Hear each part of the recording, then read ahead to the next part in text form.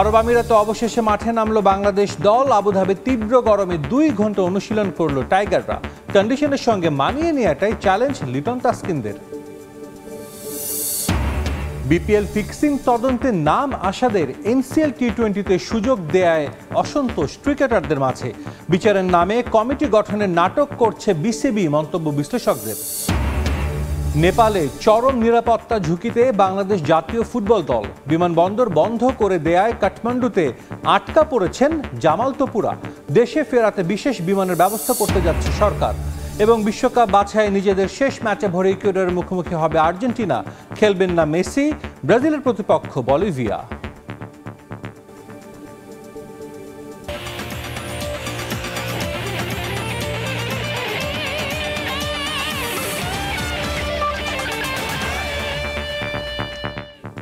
খেলার সময় শুরুতেই ডাকসু নির্বাচন প্রসঙ্গ। ডাকসু নির্বাচনে ভোট গ্রহণের পর এখনও চলছে গণনা। ভোট পড়েছে 80% বেশি।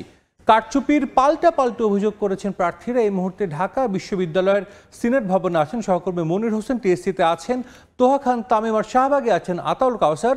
প্রথমেই সরাসরি যাচ্ছি কাউসারের কাছে। ডাকসু নির্বাচনে ভোট গণনা চলছে। ভেতরে আমি ঢাকা বিশ্ববিদ্যালয়ের ভেতরে বেশ কিছু জায়গায় গিয়েছি, বেশ কিছু কেন্দ্রেও গিয়েছি। কেন্দ্রগুলোর সামনে উৎসুক নেতাকর্মীদের এবং সাধারণ শিক্ষার্থীদের ভিড় রয়েছে। তারা অধীর আগ্রহে অপেক্ষা করছেন যে কখন ফলাফল দিবে। বিশেষ করে যেহেতু সিনেট কেন্দ্র থেকে ফলাফল ঘোষণা করা হবে, কাজেই সিনেট কেন্দ্রের সামনে কিছুটা ভিড় আছে, তেমনটি আমি দেখেছিলাম। এই মুহূর্তে আমি আছি শাহবাগ থানার সামনে। শাহবাগ থেকে ঢাকা বিশ্ববিদ্যালয়ে ঢোকার মুখে যে দুটি সড়ক রয়েছে, মোট 3টি সড়ক রয়েছে আসা যাওয়ার, জাদুঘরের সামনের এবং আশপাশের যে 3টি লেনই এই মুহূর্তে বন্ধ করে দেওয়া হয়েছে। এবং দেখছেন যে প্রচুর মানুষ কিন্তু যে ব্যারিকেডের অপর প্রান্তে রয়েছে। সকল উৎসুক জনতা অন্তত আরও 2 ঘন্টা আগে থেকে এখানে এবং ঢাকা বিশ্ববিদ্যালয়ে ঢোকার যে আরও গেটগুলো রয়েছে সেই গেটগুলোতে তারা ভিড় করছেন। আমি এখানকার পরিস্থিতি যেমনটি বলছি একটু আগে, আমি নীলক্ষেত এলাকার দিকেও গিয়েছিলাম। নীলক্ষেত এলাকার মুখেও একই অবস্থা। কাঁটাবন থেকে নীলক্ষেতের দিকে প্রচুর মানুষ হেঁটে যাচ্ছেন এবং নীলক্ষেতের দিকে যে সেখানেও ব্যারিকেড দিয়ে রেখেছে পুলিশ এবং প্রচুর মানুষ সেখানে ব্যারিকেডের মুখে অবস্থান করছে। আইন শৃঙ্খলা বাহিনী উৎসুকে মানুষদেরকে সরে যেতে বলছেন এবং তারা বলছেন যে কেউ যেন ভেতরে প্রবেশ না করেন। এবং আমি একটু দেখাতে চাই যে এখানে আরেকটি ব্যারিকেড দেওয়া হয়েছে, ইনার ব্যারিকেড, যে ব্যারিকেডটি শাহবাগ থানার গেটের সামনে রয়েছে। এখানে ঢাকা বিশ্ববিদ্যালয় কর্তৃক নিয়োজিত কিছু স্বেচ্ছাসেবকদের আমরা দেখতে পাচ্ছি।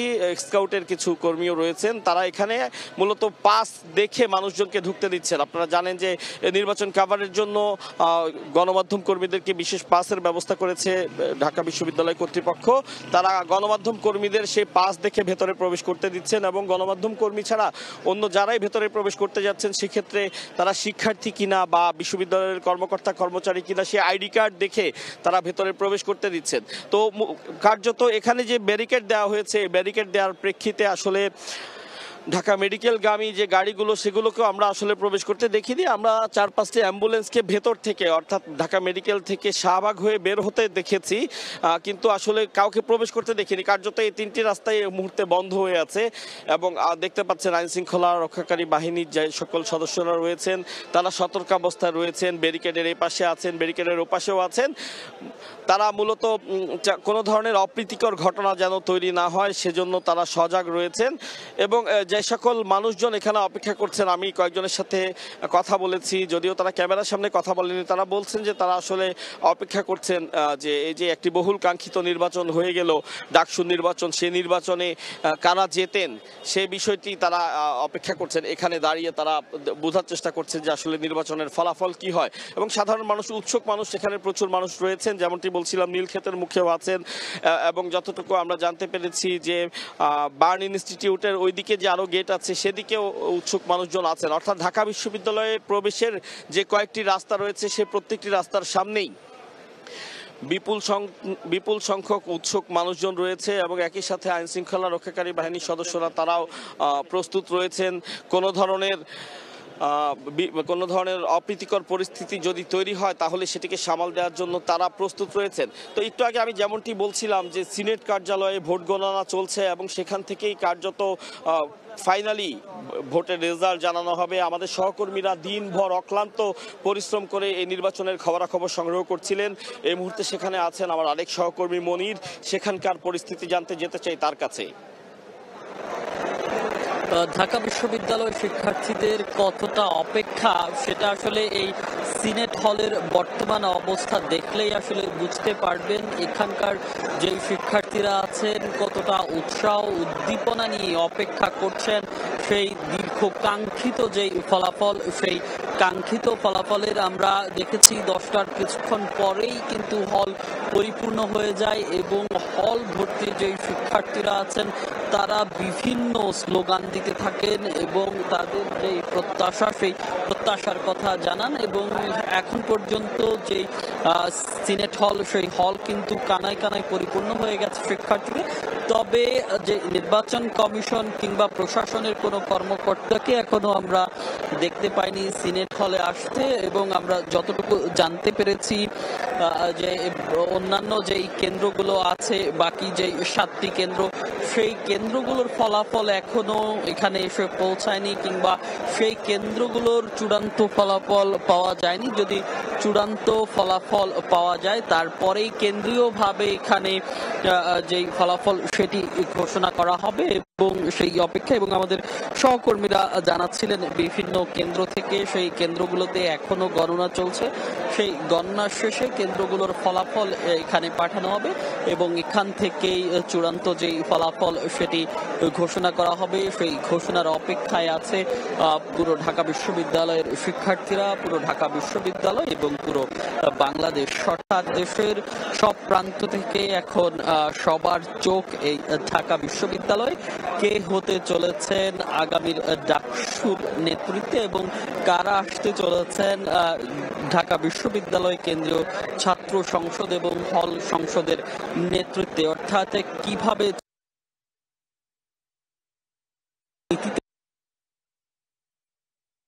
করবেন কি করবেন সেসব নির্ধারিত হবে এই একটি নির্বাচন পেতে হবে। যেহেতু এখনো ভোট গণনা চলছে, যে ভোট গণনা এখনো শেষ হয়নি এবং আমরা যতটুকু জানতে পেরেছি যে সবগুলো কেন্দ্র মিলে 80%-এরও বেশি ভোট পড়েছে। অর্থাৎ যে প্রায় 40,000 মতো ভোটার রয়েছে ঢাকা বিশ্ববিদ্যালয়ে, সেই ভোটার মধ্যে প্রায় 80%-এর বেশি ভোট পড়েছে। সেই ভোট পড়েছে ঢাকা বিশ্ববিদ্যালয়ের ডাকসু নির্বাচনে। সেই ফলাফল এবং সেই ভোট গণনা চলছে, সেই ভোট গণনা শেষেই কিন্তু চূড়ান্ত ফলাফল ঘোষণা করা হবে। এখনকার মতো সিনেট হল থেকে এই ছিল আমার কাছে সবসময় একটু অন্য কেন্দ্রগুলোর খবর জানবো, সেটি জানতে টিএসসিতে যাব, সেখানে আছেন আমাদের সহকর্মী পোহা খান তামিম। বহুল আলোচিত সারা দেশের চোখ এখন ঢাকা বিশ্ববিদ্যালয়ে, দিন পেরিয়ে এখন মধ্যরাত এবং এই মধ্যরাতে আমরা লক্ষ্য করছি যে বিভিন্ন কেন্দ্রের সামনে উৎসুক মানুষের যে ভিড় সেটি আমরা লক্ষ্য করছি। আমি একটু দেখাতে চাই যে এই যে ঠিক যে কেন্দ্রটি রয়েছে অন্যতম গুরুত্বপূর্ণ একটি কেন্দ্র টিএসসি কেন্দ্র। এই টিএসসি কেন্দ্রে আমরা দিনভর লক্ষ্য করেছি যে রোকেয়া হলে যারা ভোটার রয়েছেন তারা লম্বা লাইন ধরে তাদের ভোটাধিকার প্রয়োগ করেছেন। যারা সাধারণ ভোটার তারা বলছেন যে এই যে কষ্ট করে সারাদিন তারা রায় দিয়েছেন সেই রায়টা আসলে তারা পেতে চান এবং যোগ্য নেতৃত্ব ডাকসুতে আসুক, শক্তিশালী ডাকসু গঠন হোক, সেটি আসলে তারা প্রত্যাশা করছেন। ঠিক আমার পেছনে একটি এলইডি স্ক্রিন রয়েছে এবং এই এলইডি স্ক্রিনে ভেতরে যে গণনা চলছে সেই গণনার যে হিসেব নিকেশ বা ব্যবস্থাপনা সেটি আসলে প্রিভিউ দেখানো হচ্ছে। একটু বলে রাখি সেটি হচ্ছে যে ভেতরে যারা বিএনসিসি দায়িত্ব পালন করছিলেন তারা কিছুক্ষণ আগে বের হয়েছেন খাওয়া দাওয়া করার জন্য, রাতের খাবার খাওয়ার জন্য। তাদেরকে জিজ্ঞাসা করেছিলাম, তারা বলছেন যে ভেতরে আসলে এখনো একটি ব্যালট বাক্স বাকি রয়েছে, যার দরুন এখনো প্রায় 1 থেকে 1.5 ঘন্টা মতো সময় লাগতে পারে এখনো এই কেন্দ্রের ফলাফল গণনা শেষ হতে। এবং পুরোপুরি যেই কাগজগুলো রয়েছে সেই কাগজগুলো তারা এখন আসলে গুছিয়ে নিচ্ছেন, সবকিছু গুছিয়ে তারপরে ওএমআর শিটে ফেলে সেটির যে হিসেব নিকেশ সেটি আসলে তখন মূল যে ফলাফল সেটি বের হবে। তারপরেও এই কেন্দ্রটি রয়েছে টিএসসিতে, এই কেন্দ্র থেকে অনানুষ্ঠানিকভাবে হয়তো সেই ফলাফলটি পাওয়া যাবে। এই ফলাফল নিয়ে চলে যাওয়া হবে সিনেট ভবনে, সেখানে আনুষ্ঠানিকভাবে যে ফলাফল ঘোষণা সেটি আসলে ঘোষণা করা হবে। তবে এখন আমরা লক্ষ্য করছি যে টিএসসির যে ভিড়, দিনব্যাপী সাধারণ ভোটার, প্রার্থী এবং বিভিন্ন প্যানেলের যারা রয়েছেন যে ভিড়টি ছিল, আসলে লোক সমাগম ছিল, সেই উপস্থিতি কিন্তু এখন আর নেই। এই মধ্যরাতে অনেক কম সংখ্যক যারা গণমাধ্যম কর্মী রয়েছে আমরা তারা এখানে উপস্থিত রয়েছি, পাশাপাশি সাধারণ ভোটার যারা রয়েছেন রোকেয়া হলের পাশে রোকেয়া হলে যারা শিক্ষার্থী রয়েছেন তারা এখানে উপস্থিত হয়েছেন এবং বিভিন্ন হলের শিক্ষার্থীরা যারা এখানে ফলাফল জানার জন্য তারাই মূলত এখানে এসে বসে আছেন এবং বলা যায় যে উদ্গ্রীব হয়ে বসে আছেন এক প্রকার, যে এই ডাকসুর যে ফলাফল সেটি আসলে তারা নিয়ে যাবেন এবং একটি শক্তিশালী ডাকসু গঠন হোক এই প্রত্যাশা তারা করছেন। পাশাপাশি শুধু ডাকসু শক্তিশালী হলেই হবে না, এই যে তাদের যে সীমাহীন সমস্যা রয়েছে, বিশ্ববিদ্যালয় কেন্দ্রিক আবাসন সংকট, পাশাপাশি খাবারের সমস্যা, পরিবহন সমস্যা, যাতায়াত সমস্যা, বিশৃঙ্খল পরিস্থিতি, বাইরের যানবাহন ভেতরে চলে আসা, এলোমেলো অবস্থায় সব কিছুর তারা গোছালো ব্যবস্থাপনা চান। দিন শেষে যেন ঢাকা বিশ্ববিদ্যালয় গবেষণার কেন্দ্রবিন্দু হয়ে ওঠে এবং দিন শেষে যেন ঢাকা বিশ্ববিদ্যালয় একাডেমি হিসাবে শ্রেষ্ঠত্বের মর্যাদা পায়, সেই বিষয়টি আসলে তারা বারবার করে চাইছেন। তো বলা যায় এখন মধ্যরাত এবং আর কিছুক্ষণ পরে হয়তো 1 থেকে 1.5 ঘন্টা পরে হয়তো ফলাফলের যে কেন্দ্র থেকে ফলাফল সেটা আসলে হয়তো জানা যাবে এবং সর্বশেষ সিনেট ভবন থেকে আনুষ্ঠানিক ফলাফলটা আসবে। তো এই ছিল আমার টিএসসি থেকে আমার হাতে সবশেষ খবর। আমাদের সঙ্গে যুক্ত হয়েছিলেন রিপোর্টার তোহা খান তামিম, এর আগে সিনেট ভবন থেকে মনির এবং শাহবাগ থেকে যুক্ত হয়েছিলেন আতাউল কাউসার। এদিকে আবারও বিতর্ক সঙ্গী করে শুরু হলো এশিয়া কাপ। উদ্বোধনী ম্যাচের কয়েক ঘন্টা আগে দুবাই আন্তর্জাতিক ক্রিকেট স্টেডিয়ামে হয় এশিয়া কাপের ট্রফি উন্মোচন। সংবাদ সম্মেলনের আনুষ্ঠানিকতা সেরে 150 কিলোমিটার দূরে গিয়ে ম্যাচ খেলতে নামে আফগানিস্তান ও হংকং দল। উদ্বোধনী ম্যাচের আগে দু দলের অধিনায়ককে প্রায় 4 ঘন্টা ভ্রমণ করতে হয়। মূলত ভারতকে সুবিধা দিতেই এসিসির এমন অদ্ভুত আয়োজন। এ নিয়ে ক্ষোভ ঝেড়েছেন আফগানিস্তান অধিনায়ক রশিদ খান। আবুধাবি থেকে বিস্তারিত জানাচ্ছেন সাব্বির মিথুন। কিংবা বিশ্বকাপ কিংবা আমি যদি বলি ক্রিকেটের কোনো ইভেন্ট আসলেই ভারতের বিপক্ষে একটা পক্ষপাতিত্বের অভিযোগ ওঠে এবং প্রতিবার যে অভিযোগটা আসলে একেবারেই নিছক নয়, কোনো না কোনো কারণ থাকে।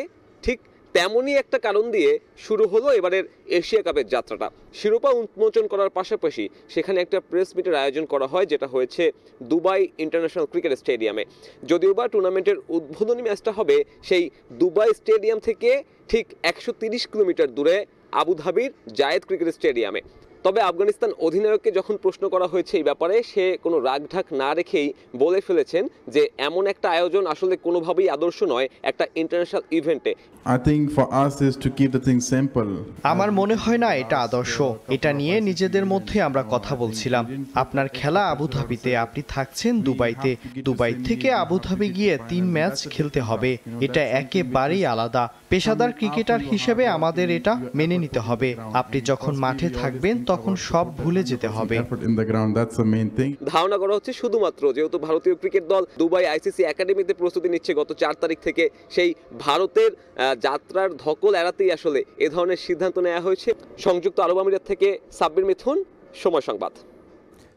এশিয়া কাপ সামনে রেখে ম্যাচ ভেন্যুতে প্রথমবারের মতো অনুশীলন করল বাংলাদেশ দল। প্রায় ঘন্টা দুয়েকের সেশনে ঘাম ঝরিয়েছে লিটন কুমার দাসটা। তবে আবুধাবির গরমে বেশি ভুগতে হয়েছে পেসারদের। এশিয়া কাপ মিশন শুরুর আগে আরও একটা প্র্যাকটিস সেশন পাচ্ছে টাইগাররা। সংযুক্ত আরব আমিরাত থেকে সাব্বির মিথুনের প্রতিবেদন। শুরুতে ভুল গ্রাউন্ডে চলে আসে বাংলাদেশ টিম বাস। কিটব্যাক নামানোর ভারী কাজ শেষেই সেটা টের পায় টিম ম্যানেজমেন্ট। এরপর আবারও বাসে ব্যাগ তুলতে হয় ক্রিকেটারদের। প্রথম অনুশীলনটা এভাবেই শুরু হলো বাংলাদেশের। এরপর পরিচিত সেই চিত্র সম্মিলিত প্রার্থনার মাধ্যমে শুরু। নাথান ক্যালির অধীনে চলে স্ট্রেংথ ট্রেনিং।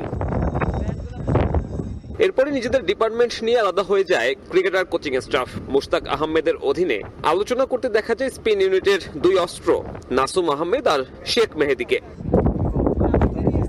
শন টেইট নিয়ে যান পেসারদের, যাদের সামনে চ্যালেঞ্জটা বেশি। 40 ডিগ্রির বেশি তাপমাত্রায় পূর্ণ রিদমে বোলিং করার পরীক্ষায় নামেন তাসকিনরা। নেটে এদিন ছন্দে ছিলেন পেসার তানজিম সাকিব। শেষ মুহূর্তে স্কোয়াডে আসা নুরুল হাসান সোহান যে প্রথম একাদশের বিবেচনায় নেই সেটা নিজেও জানেন। এদিনের অনুশীলনে তিনি কাজ করেন নিজের কিপিং নিয়ে। নাফিস ইকবালের সঙ্গে নিজেকে ঝালিয়ে নেন এই মিডল অর্ডার। বাংলাদেশ দলের জন্য প্রতিপক্ষের চেয়ে ভাবনাটা বেশি কন্ডিশন। দিনের মতো রাতেও এখানকার ভ্যাপসা গরম ভোগাবে ক্রিকেটারদের। সেক্ষেত্রে মানিয়ে নেওয়াটাই হবে সবচেয়ে গুরুত্বপূর্ণ। হংকং ম্যাচের আগে অবশ্য আরও একটা সেশন পাচ্ছে লিটন কুমার দাসের দল। হংকং এর সাথে অবশ্য একবারে টি-20তে মুখোমুখি হয়েছে বাংলাদেশ। 2014 বিশ্বকাপের প্রথম রাউন্ডে টাইগারদের হারিয়ে অঘটনের জন্ম দেয় তারা। এবার অবশ্য সেই অঘটনের জন্ম দেওয়ার সুযোগ নেই বাংলাদেশের সামনে। সাব্বির মিথুন, সময় সংবাদ, সংযুক্ত আরব আমিরাত। স্বপ্ন ছিল ক্রিকেটার হবার, তবে দেশের ক্রিকেট কাঠামোর যাচ্ছে তাই অবস্থা আর স্থবির হয়ে থাকা আঞ্চলিক ক্রিকেট তাকে বাধ্য করে দেশ ছাড়তে। বলছি কুমিল্লার ছেলে ইউসুফ মিয়ার কথা। চড়াই উতরাই পেরিয়ে যিনি এখন আরব আমিরাতের হয়ে খেলার প্রহর গুনছেন। ইউসুফের দেখা মিলল বাংলাদেশ দলের অনুশীলনে। বাকিটা জানাচ্ছেন সাব্বির মিথুন। ক্যামেরায় যাকে দেখছেন তার নাম ইউসুফ মিয়া, কুমিল্লার ছেলে, যার দেখা মিলল সুদূর আবুধাবিতে বাংলাদেশের প্র্যাকটিসে। ইউসুফের রোলটা এখানে নেট বোলারের। ক্রিকেটার ছাড়াও বাচ্চাদের ক্রিকেট শেখানো তার পেশা। 2024 সালে দেশ ছেড়েছেন। এরপর কখনো কনস্ট্রাকশন সাইট, কখনো পেট চালাতে করেছেন নিরাপত্তা রক্ষীর কাজ। তবে ওই যে ক্রিকেটের নেশা, সেটাই কখনো ছাড়তে পারেননি। কনস্ট্রাকশন সাইডে আমি যখন লাঞ্চের সময় পাইতাম, আমি লাঞ্চ সবার নিচে করতো, আমি এই লাঞ্চের সময়টা এক প্রকার সিটারি করে আমি 14 তলায় জেগিতাম। ঠিক আছে, ওই জায়গায় 2টা বল, আমি দেশের থেকে 2টা বল নিয়ে যাই সাথে করে। ওই জায়গায় আমি বল করি। উপরে সব নিচে রেস্ট করতেছে, আমি ওই সময় উপরে এখানে 55 ডিগ্রি তাপমাত্রা, এমনি কাম করে সব শুয়ে জায়গায় আমি ওই সময় উপরে 14 তলার ভিতরে বল প্র্যাকটিস করি। ওই যে একটা কথা আছে না, কোনো কিছু মন থেকে চাইলে সৃষ্টিকর্তাই আপনাকে তা পাইয়ে দেবেন। ইউসুফের ক্ষেত্রেও ঘটেছে তাই। ফয়সাল স্যার আমার দেখছে, আমার সাথে কথা বলছে, কথা বললে ওনার ভালো লাগছে। তারপরে উনিও আমার ট্রেনিং, মানে উনিও আমার টেস্ট করছে যে আমার ক্রিকেট, আমি ক্রিকেট খেলতে পারি কিনা। উনিও আমার না এই জায়গায় ট্রায়াল দেওয়া হয়েছে। 4 ওভার বল কইরা 11 রান 3 উইকেট নিছি এই জায়গায়। তখন বলতেছে, আরে তুমি তো আজকে তুমি সিলেক্ট হয়ে গেছো আজকের জন্য। শাহ ফয়সাল খেলেছেন আরব আমিরাত এ দলের হয়ে। তবে পরবর্তীতে ক্রিকেটটা চালিয়ে যেতে না পারলেও আছেন ক্রিকেটের সাথেই। একটা একাডেমি চালান, সেখানেই ইউসুফকে চাকরির ব্যবস্থা করে দিয়েছেন। এই বাংলাদেশির মাঝে দেখেন নিজের ছায়া।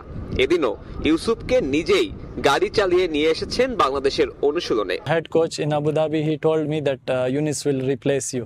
ইউসুফ আমাকে আমার ক্লাব টিমে রিপ্লেস করেছে। আমার কোচ বলেছে ইউসুফের মাঝে নাকি ও আমাকে দেখে। এখন আমার স্বপ্ন ও আরব আমিরাতের হয়ে খেলুক।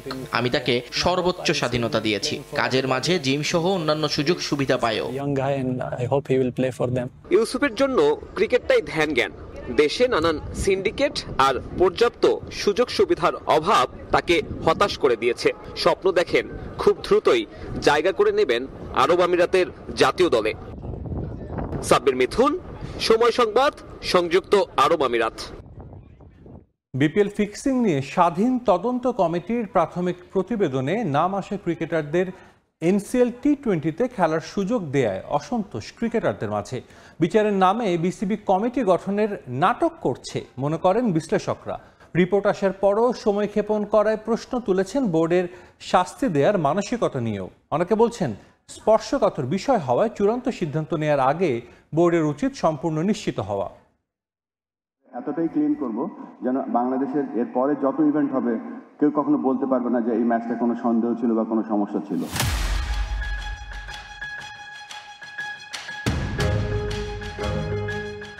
ফিক্সিং তদন্ত নিয়ে প্রতিনিয়ত নতুন সব তত্ত্ব নিয়ে হাজির হচ্ছে বাংলাদেশ ক্রিকেট বোর্ড।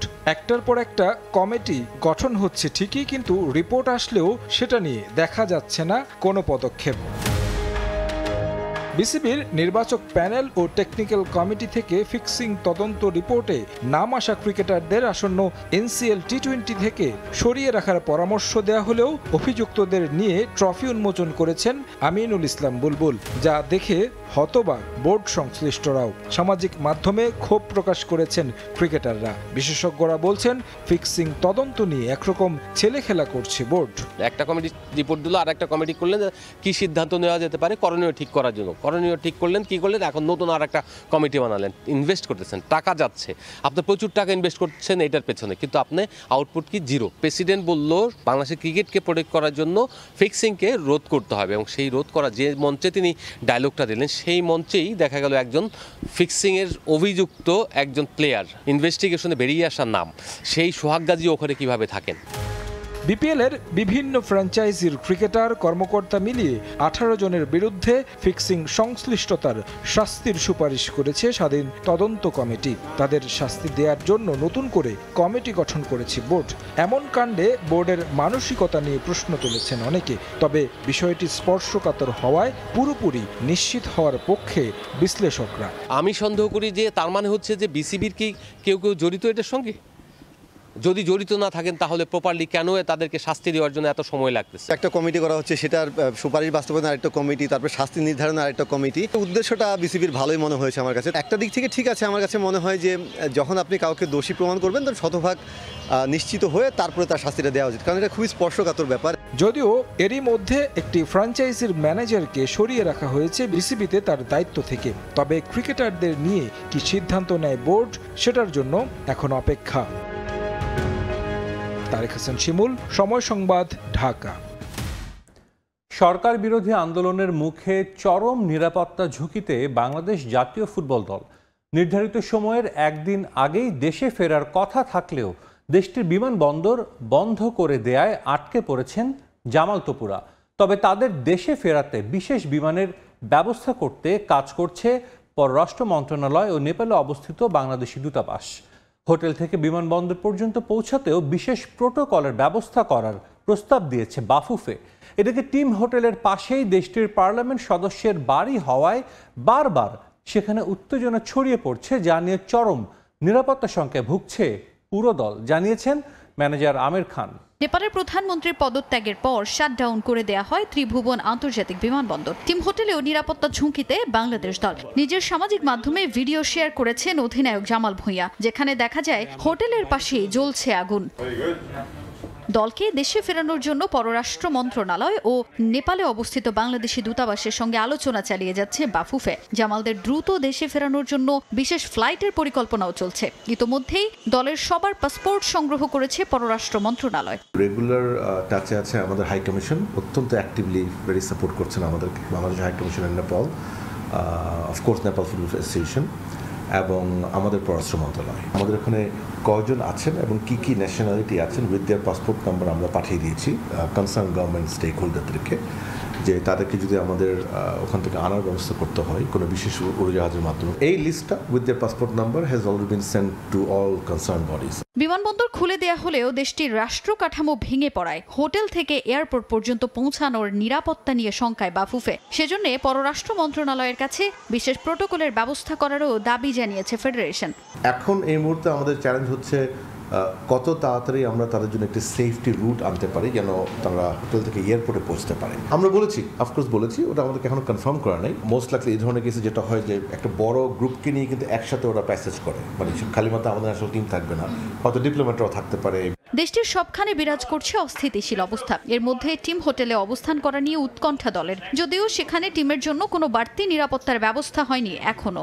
আমরা যে হোটেলে রয়েছি তার পাশে মেম্বার অফ পার্লামেন্ট, ওনার বাসা রয়েছে। প্রোটেস্টকারী যারা ছিলেন তারা এখানে এসে হামলা করেছিল। যখন আমরা যেতে পারবো না সেক্ষেত্রে আবার যখন চেক ইন করতে গেছি তখন দেখা গেছে যে রুমগুলি ব্লক হয়ে গেছে।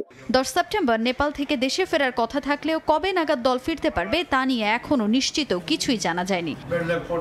তাজিন খন্দকার, সময় সংবাদ, ঢাকা। আবারও স্বাগত খেলার সময়।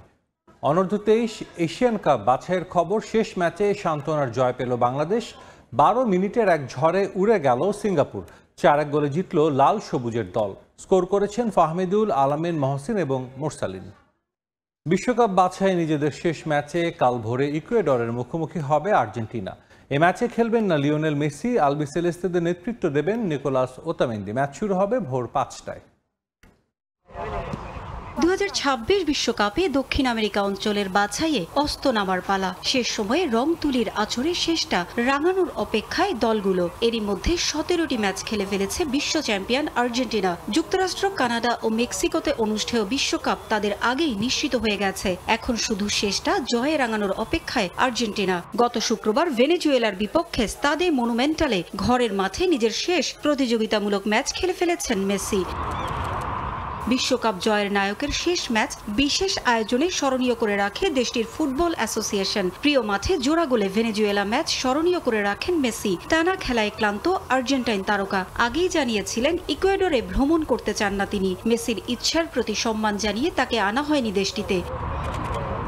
বিশ্বকাপ বাছাইয়ে দক্ষিণ আমেরিকা অঞ্চলে 17 ম্যাচ খেলে 12 জয়, 2 ড্র ও 3 হারে 38 পয়েন্ট নিয়ে রাজত্ব করছে আলবিসেলেস্তে। লিওনেল মেসি না থাকায় তার পরিবর্তে নেতৃত্ব দেবেন নিকোলাস ওতামেন্দি। জাতীয় দলের হয়ে এ 2 ম্যাচ খেলার অনুমতি পাননি বেনফিকা ডিফেন্ডার। ক্লাবের মতের বিরুদ্ধে গিয়েও এসেছিলেন আর্জেন্টিনায়। যদিও ঘরের মাঠে মেসির শেষ প্রতিযোগিতামূলক ম্যাচে অনেকে ভুলে গিয়েছিলেন, ওতামেন্দিরও সেটা ছিল আর্জেন্টিনায় শেষ প্রতিযোগিতামূলক ম্যাচ। দলের প্রতি এই ফুটবলারের এমন নিবেদনে তাকে প্রশংসায় ভাসিয়েছেন কোচ স্ক্যালোনি। দীর্ঘ ক্যারিয়ারে ওতামেন্দি আর্জেন্টিনা দলের রক্ষণে গুরুত্বপূর্ণ অংশে পরিণত হয়েছে। তার অবদান কোনোভাবেই কম নয়। বিশ্বকাপ বাছাইয়ে খেলতে সে ক্লাবের চেয়ে জাতীয় দলকে বেশি গুরুত্ব দিয়েছে। আর্জেন্টিনা দলে তার অবদান কোনোভাবেই কম নয়। ইকুয়েডরের বিপক্ষে সে দারুণভাবে ভূমিকা রাখবে আশা। সব মিলিয়ে শেষ ম্যাচেও জয় চাই আমরা। নিষেধাজ্ঞার কারণে ইকুয়েডরের বিপক্ষে খেলতে পারবেন না ডিফেন্ডার ক্রিস্টিয়ান রোমেরো। তার পরিবর্তে দেখা যাবে লিওনার্দো বারেলদিকে। আক্রমণে লাউতারো মার্টিনেজের সঙ্গে থাকবেন হুলিয়ান আলভারেজ। আর্সেনালের বিপক্ষে লিভারপুলের ম্যাচ শেষে দেরিতে ক্যাম্পে পৌঁছানোয় ভেনেজুয়েলা ম্যাচে খেলতে পারেননি অ্যালেক্সিস ম্যাক অ্যালিস্টার। তবে এ ম্যাচে খেলবেন এই তারকা। এছাড়া খুব বেশি পরিবর্তন হবে না শেষ ম্যাচের একাদশে।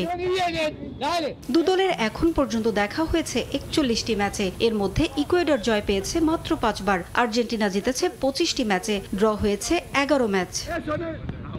পারভিন আক্তার, সময় সংবাদ। বিশ্বকাপ বাছাই নিজেদের শেষ ম্যাচে বলিভিয়ার বিপক্ষে মাঠে নামবে ব্রাজিল। সমুদ্রপৃষ্ঠ থেকে স্টেডিয়ামের উচ্চতা নিয়ে কিছুটা সমস্যায় আছে সেলেসাওরা। কন্ডিশন কঠিন হলেও টানা জয় বিশ্বকাপ বাছাই শেষের লক্ষ্য কোচ কার্লো অ্যাঞ্চেলোত্তির। নতুনদের সুযোগ দেওয়ার আশা তার। এদিকে প্লে অফের আশা বাঁচিয়ে রাখতে জয় ভিন্ন বিকল্প পথ খোলা নেই বলিভিয়ার সামনে। ম্যাচ শুরু হবে বাংলাদেশ সময় ভোর 5:30টায়। বলিভিয়ায় খেলতে গিয়ে বারবারই সমস্যায় পড়তে হয় বিশ্বের বিভিন্ন দেশের দলগুলোকে। এবার কঠিন কন্ডিশনে চ্যালেঞ্জের সামনে ব্রাজিল। বিশ্বকাপ বাছাইয়ে নিজেদের শেষ ম্যাচে সেলেসাওদের সামনে বলিভিয়া। খেলা হবে দেশটির ঐতিহ্যবাহী ভেন্যু লাপাজের কাছে স্তাদে মিউনিসিপাল এই আলতোতে। সেলেসাওদের জন্য সবচেয়ে বড় চ্যালেঞ্জ সমুদ্রপৃষ্ঠ থেকে 4150 মিটার উঁচুতে অবস্থিত এই ভেন্যুতে খেলা। এখানে খেলতে গিয়ে শ্বাসকষ্ট সহ নানা সমস্যায় পড়তে হয় ফুটবলারদের। কঠিন কন্ডিশনের সঙ্গে মানিয়ে নিয়ে ভালো খেলবে দল, আশা কোচের। প্রতিপক্ষ বলিভিয়ার জন্য এই ম্যাচটা বাঁচা মরার, কারণ ভেনেজুয়েলার বিপক্ষে প্লে অফের আশা বাঁচিয়ে রাখতে চাইলে ব্রাজিলকে হারাতেই হবে বলিভিয়াকে। তাই সফরকারীদের কোনোভাবেই ছাড় দেবে না তারা। তবে স্বাগতিকদের ভয় পাচ্ছেন না কোচ কার্লো অ্যাঞ্চেলোত্তি। জয়ে বাছাই শেষের লক্ষ্য কোচের। বলিভিয়ার জন্য ম্যাচটা গুরুত্বপূর্ণ আমি জানি, তবে আমাদের ভয় পেলে চলবে না। বলিভিয়ার কন্ডিশনে নতুনদের সুযোগ থাকবে বেশি। এখানে খেলা সব সময় চ্যালেঞ্জিং, তবে আমরা ভয় পাচ্ছি না। আমাদের জয়ের জন্য মাঠে যা প্রয়োজন তাই ওরা করবে আশা করি। চিলির বিপক্ষে দুর্দান্ত পারফর্ম করে অভিষেক স্মরণীয় করে রাখেন এস্তেভাও। এই ম্যাচেও তাকে রাখবেন বলে জানিয়েছেন অ্যাঞ্চেলোত্তি। ইনজুরির কারণে খেলতে পারবেন না জোয়েলিংটন, কাইও জর্জ ও ভ্যান্ডারসন। শতভাগ ফিট না থাকায় অ্যালেক্সান্দ্রোকেও না রাখার কথা জানিয়েছেন কোচ। মূলত নতুনদের বেশি সুযোগ দিতে চান তিনি। দু দলের এর আগে দেখা হয়েছে মোট 33 বার। ব্রাজিল জিতেছে 24 ম্যাচ, বলিভিয়ার জয় আছে 5 ম্যাচে, 4টি ম্যাচ হয়েছে ড্র। উপলক্ষে অনুষ্ঠিত হলো দাবা ও ব্যাডমিন্টন প্রতিযোগিতা। সকালে প্রতিযোগিতার উদ্বোধন করেন নোয়াখালী জেলা প্রশাসক খন্দকার ইশতিয়াক আহমেদ ও নোয়াখালী পুলিশ সুপার মোহাম্মদ আবদুল্লাহ আল ফারুক। দাবা প্রতিযোগিতায় জেলার বিভিন্ন শিক্ষা প্রতিষ্ঠানের 40 জন এবং ব্যাডমিন্টন প্রতিযোগিতায় 60 জন প্রতিযোগী অংশগ্রহণ করেন। অংশগ্রহণকারী এবং অভিভাবকদের উপস্থিতিতে শহীদ ভুলু স্টেডিয়ামের ইনডোর কোর্টে এ সময় দেখা যায় উৎসবের আমেজ। মাদক ও কিশোর অপরাধ মুক্ত সমাজ গঠনে জেলা প্রশাসন ও ক্রীড়া সংস্থা একযোগে কাজ করে যাচ্ছে বলে জানান জেলা প্রশাসক। এ সময় জেলা ক্রীড়া সংস্থার অ্যাডহক কমিটির সদস্যরাও ছাড়াও উপস্থিত ছিলেন জেলার ক্রীড়া সংগঠকরা। এ পর্যায়ে খেলার সময় শীর্ষ সংবাদ জানিয়ে দিচ্ছে আরেকবার। আরব আমিরাতে অবশেষে মাঠে নামলো বাংলাদেশ দল। আবুধাবি তীব্র গরমে 2 ঘন্টা অনুশীলন করলো টাইগাররা। কন্ডিশনের সঙ্গে মানিয়ে নেওয়াটাই চ্যালেঞ্জ লিটন তাসকিনদের। বিপিএল ফিক্সিং তদন্তে নাম আসাদের এনসিএল টি-20তে সুযোগ দেয়ায় অসন্তোষ ক্রিকেটারদের। বিচারের নামে কমিটি গঠনের নাটক করছে বিসিবি, মন্তব্য বিশ্লেষকদের। এবং নেপালে চরম নিরাপত্তা ঝুঁকিতে বাংলাদেশ জাতীয় ফুটবল দল। বিমানবন্দর বন্ধ করে দেয়ায় কাঠমান্ডুতে আটকা পড়েছেন জামাল তপুরা। দেশে ফেরাতে বিশেষ বিমানের ব্যবস্থা করতে কাজ করছে সরকার।